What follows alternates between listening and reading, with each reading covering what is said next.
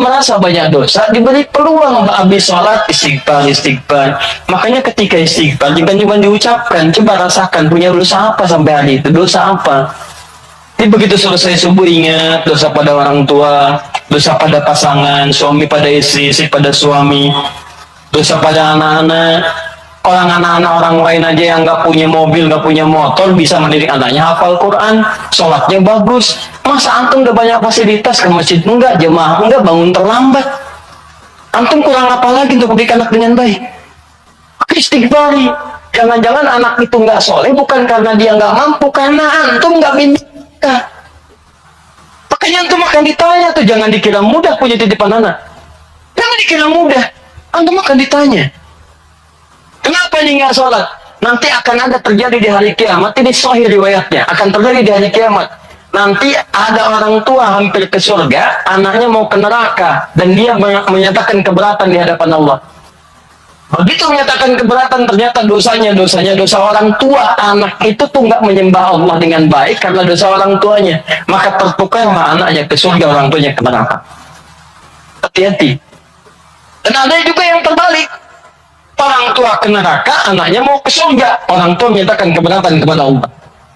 Dan nanti kejadiannya sangat luar biasa. Nanti lain waktu kita akan bahas. Cukuplah ada banyak keterangan dalam Al-Quran. Ada yang bapaknya Nabi, Rasul bahkan punya anak. Ada yang suami, istrinya nggak taat. Ada yang istrinya solihah, suaminya enggak. Seperti Asia dengan Fir'aun. Ada yang suaminya bagus, istrinya enggak. Banyak seperti Lut dengan istrinya. Ada yang bapak, anak dengan istri nggak taat, seperti Nuh. Itu bukan dongeng, itu kisah disampaikan supaya kita bisa hati-hati.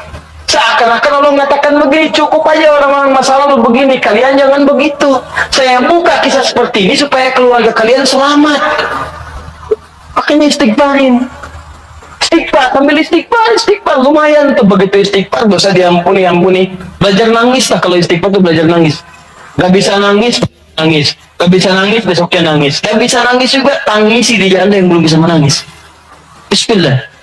Ingat mungkin saat itu diwafatkan oleh Allah. Ingat bagaimana kalau saat itu wafat anak anda belum baik, istri anda belum baik, dan anak akan dihisab dalam keadaan sesuatu yang belum sempurna dalam kehidupan. Ya.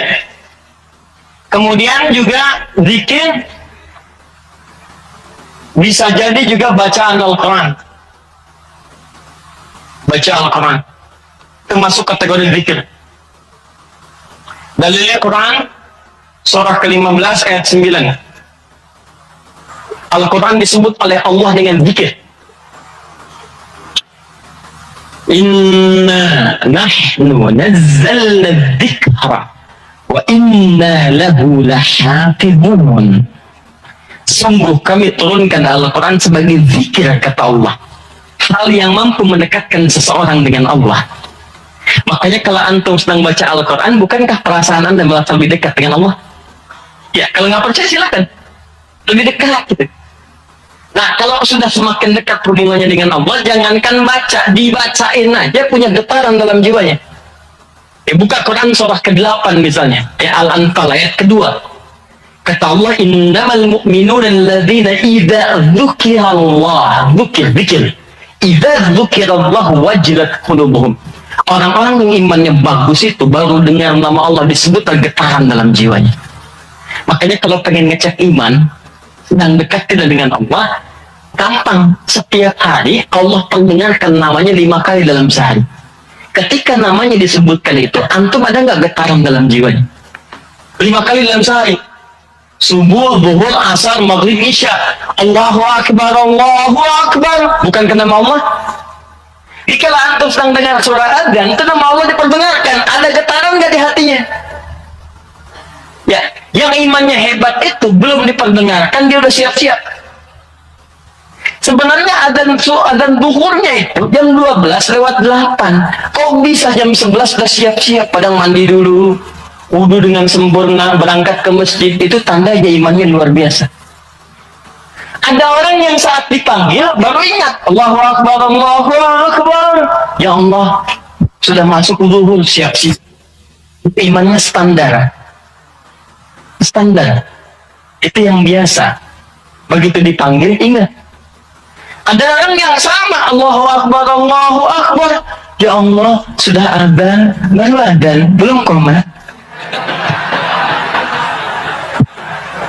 Itu iman bermasalah. Imannya lemah bermasalah. Karena itu, hubungan yang dekat dengan Allah, langsung dengan Allah disebut dengan zikir. Karena itu kata Allah, saya turun Al-Quran. Di antara fungsinya untuk zikir. Jadi kalau Anda ba'da salat subuh misalnya sudah astagfirullah, astagfirullah, astagfirullah, istighfar, syuruk belum muncul. Mushaf. Ya, baca. Saya pengennya istighfar aja Ustaz, astagfirullah, syuruknya belum tiba juga, astagfirullah, belum syuruk juga, ada astagfirullah ya. Iya. Ambil mushaf, baca. Pahala lebih banyak. Setiap hurufnya 10 kebaikan. Ya, 10 kebaikan. Ramadan nanti tambah jadi 100. Setiap hurufnya 100. Teruskan.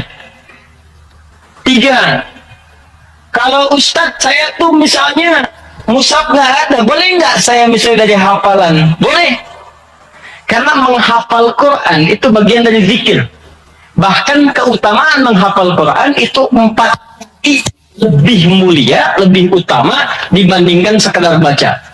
Itu ditemukan di Quran surah ke-54 4 kali, ayat 17, ayat 22, ayat 32, dan ayat ke-40. 17, 22, 32, dan 40. Menghafal atau mengulang hafalan. Misal Nabi begitu selesai sholat, sudah berzikir kalimat thayyibah, maka beliau biasa membaca, teman-teman, itu 4 surah utama. Pertama, yang surah kedua Al-Baqarah ayat 255, dikenal dengan ayat kursi. Allahu la ilaha illa huwal hayyul qayyum la ta'khudhuhu sinatun wa la nawm. Seterusnya sampai selesai. Setelah itu membaca Al-Ikhlas, Qul huwallahu ahad. Setelah itu membaca Al-Falaq, Qul a'udzu birabbil falaq. Setelah itu membaca An-Nas, Qul a'udzu birabbin nas. Kalau Anda ingin memilih seperti bacaan Nabi, boleh. 4 ini dibaca. Ayat kursi, Al-Ikhlas, Al-Falaq, An-Nas. Kalau Anda ingin mengulang-ulang hafalan Anda, juz amma misalnya, boleh. Baca misalnya Amma yatasaalun an-naba. Atau saya mulai dari ad-duha, boleh. Wad-duha wal-laili idza saja, terus baca, baca sambil menunggu syuruk, sambil mengulang-ulang hafalan. Sah. Zikir. Teruskan, ada juga bentuknya doa. Doa bagian dari zikir. Doa. Dari mana tahunya Ustaz? Quran surah ke-7 ayat 205. Praktek nabinya bagaimana Ustaz? Hadis riwayat Ibnu Majah, nomor hadis 925. Di saat Anda berdoa, itu Anda sedang berzikir. Ya, makanya kan ketika Anda berdoa, Anda merasa lebih dekat dengan Allah kan? Ya, merasa nyambung gitu. Ya, perhatikan kalimatnya. Ketika Anda berdoa disebutnya zikir. Wadhkur rabbaka darwan wa khifatan wa dunal jahri minal qawli. Kata Allah, kalau Anda sedang punya masalah, ada persoalan, jangan mengeluh. Jangan mengeluh, apalagi bikin status, gak menyelesaikan masalah. Gak masalah bikin status. Dia tidak seperti yang aku kira. Selesai juga enggak. Terus nungguin komentar, itu paling kasihan tuh, nungguin gitu. Aduh, kasihan, belum ada yang komen. Ya, udah 2 jam baru muncul. Kenapa Jung? Gitu kan? Apa udah dijawab? Iya ya, Belisa hati ini. Muncul lagi komen yang lain. Duh, nggak nyangka ya. Nyangka. Capek. Nggak selesai. Masalah selesai? Tidak, cuma nambah masalah aja. Kata Allah, kalau punya masalah, tenangkan hati, berdoa, sebut nama Allah. Itu lebih memberikan ketenangan. Zikir itu selain mendekatkan kita pada Allah, zikir itu membuat hati lebih tenang. Tenang. Makanya ketika Allah menyebutkan fungsi zikir di Quran surah 13 ayat ke-28, Allah sampaikan begini, ala bidzikrillahi tatma'innul qulub. Kamu mesti yakin, kata Allah, dengan berzikir kepada Allah, hati kamu akan tenang. Makanya kalau sedang punya persoalan, bawa ke zikir. Ambil wudhu, baca Quran. Begitu antum baca Quran, walaupun solusi belum tiba, hati lebih tenang. Dan lebih objektif, kalau orang tenang itu dapetin solusinya gampang gitu, tenang. Solusi mudah dicari. Tapi kalau antum gelisah, walaupun ada solusi, nggak akan sempurna nanti masalah diselesaikan. Paham ya? Di doa itu bagian dari zikir. Di antara doa yang dibacakan oleh Nabi, itu setiap selesai sholat, itu ada kalimat singkat tapi padat. Allahumma inni atau inna. Kalau inni untuk sendiri, kalau inna untuk banyak. Allahumma inni as'aluka ilman nafi'a wa rizqan thayyiba wa amalan mutaqabbala. Ya Allah, hamba mohon kepadamu, anugerahkan hamba pengetahuan yang bermanfaat. Pengetahuan yang bermanfaat itu pengetahuan yang bisa meningkatkan wawasan dan menguatkan iman. Itu rumusnya di Quran surah 58 ayat ke-11. Jadi kalau teman-teman ngaji dengan siapapun, ustadz manapun, di tempat manapun, ukurannya dua. Wawasannya bertambah enggak? Awas hati-hati, kalau ngaji tapi wawasan enggak bertambah, itu ada sesuatu yang salah di pengajiannya. Ngaji cuman ketawa aja gitu kan? Ya, tapi nggak jelas dapatnya apa. Yang paling aneh ngaji, yang dicari-cari jin, ya kan? Atau apa, itu paling aneh itu. Apa yang didapatkan? Terus nambah hari ini sholat, ngaji ke pengajian sholat, dapat tambahan wawasan.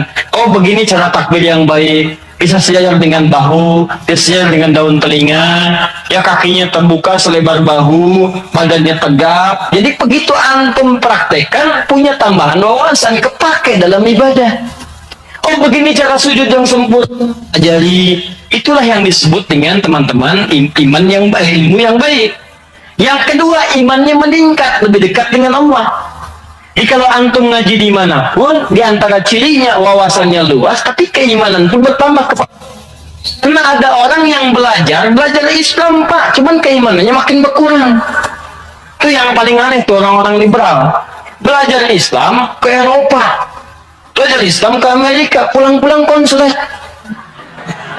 Betul ya, semua agama sama, menuju Tuhan yang sama, cuman caranya beda-beda. Ente ini aneh, belajar Islam pada orang yang bukan Islam. Belajar sholat pada orang yang tidak sholat, bagaimana bisa mendapatkan nilai-nilai sholat dalam kehidupan? Makanya pulang-pulang pada aneh. Hargailah hak LGBT. Banyak akhirnya jadi penyakit akhirnya gitu kan. Dan kita doakan dengan baik, arahkan pada yang baik. Jadi kalau ada yang kurang-kurang tuh kita doakan. Ya buang dulu celaan-celaan. Yang kalau mau dicela itu perbuatannya, bukan orangnya. Celak perbuatannya, kemudian doakan kepada yang lebih baik. Karena boleh jadi dia bisa berubah dalam kebaikan. Paham sampai sini? Jadi demikian teman-teman sekalian. Ya, doa isi. Kemudian di situ awas hati-hati ya, dua ya cirinya ya. Satu, imannya menguat, kedua wawasan bertambah. Termasuk pengajian saya ini ya, kalau saya mengajar dimanapun, tidak membuat Anda lebih dekat dengan Allah, tolong tinggalkan saya. Anda cari guru lain. Cari guru lain, cari yang baik-baik. Yang membuat Anda lebih dekat dengan Allah. Atau Anda lebih dekat dengan Allah, cuman sayang, wawasan nggak bertambah, itu pun bahaya. Ibadah nggak cukup dengan semangat. Ya Allah, saya banyak dosa, saya pengen berubah ya Allah. Saya semakin kuat imannya, besok saya sholat subuh 4 rakaat. Gak bisa. Ya. Jadi iman kuat tapi wawasan gak ada gitu. Begitu sholat subuh 4 rakaat, itu kan bahaya. Ya, paham ya? Nah, jadi dua ini mesti balance ya, antara iman dengan ilmu itu mesti seimbang. Tayyib. Fokus baik-baik. Satu, kita ulangi apa saya tadi, satu kalimat tayyibah. Yang kedua, baca Al-Quran, kan? Yang ketiga, baca hafalan ayat-ayat Al-Quran. Yang keempat, doa. Yang kelima, menyebutkan nama-nama Allah atau Al-Asma'ul Husna. Boleh, itu zikir. Ustadz, apa dalilnya? Dalilnya Quran surah kedua ayat 152 ditafsirkan dengan Quran surah ke-17 ayat 110. Quran surah kedua ayat 152 paling kanan sebelah bawah, ditafsir dengan Quran surah 17 ayat 110 paling kanan di pertengahan.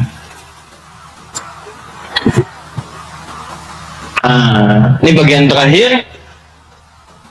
Quran surah kedua ayat 152, Allah minta, "Falkuruni," kata Allah, zikir, sebut aku, sebut aku, sebut aku. Sebut nama Allah. Orang-orang yang sering menyebut Allah maka akan disebut-sebut namanya oleh Allah. Oh, indah ya. Antum aja nama disebut-sebut di TV, senangnya luar biasa kan? Wah, Pak Asep adalah jemaah subuh yang sangat luar biasa. Datang ke Masjid Nurul Bahri, jam 3 sudah di masjid, masuk tayangan Anda. Tapi memang disayangkan, jam 3 sudah azan Pak Asep, ya kan? Tapi kan antum enak, ya disebutkan di TV tersanjung, ya disebutkan di komplek tersanjung. Kenapa antum tidak merasa tersanjung ketika nama antum disebut-sebut oleh Allah Subhanahu wa Ta'ala? Kata Allah, "Fadkuruni adzkurkum." Sebut namaku. Ketika engkau menyebutku, aku akan sebut-sebut namamu. Maka ada hamba-hamba Allah yang disebut oleh Allah, si fulan, si fulan, si fulan, si fulan. Ya, di antara yang disebut itu ada dua. Siapa? Orang-orang yang sering menyebut nama Allah, khususnya terkait dengan nama-namanya yang mulia. Dari mana taunya? Tafsirkan dengan Quran surah 17 ayat 110. Perhatikan kalimatnya. Kata Allah, "Qulidullah." Panggil aku Allah. Sebut.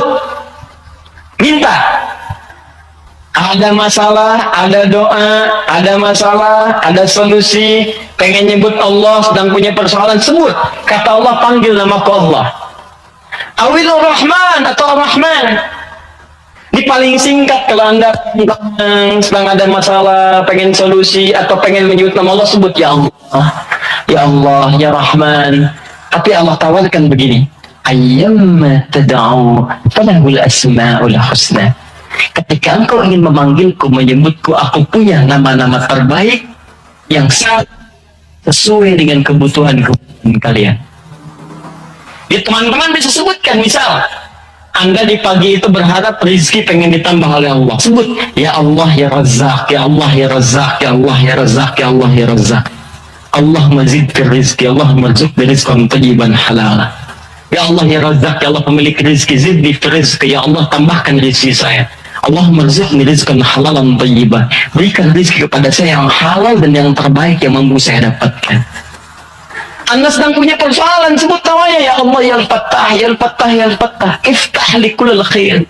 Ya Allah ya Al-Fattah yang pemilik segala solusi, bukakan kepadaku solusi terbaik dari setiap persoalan yang aku alami sampai dengan saat ini.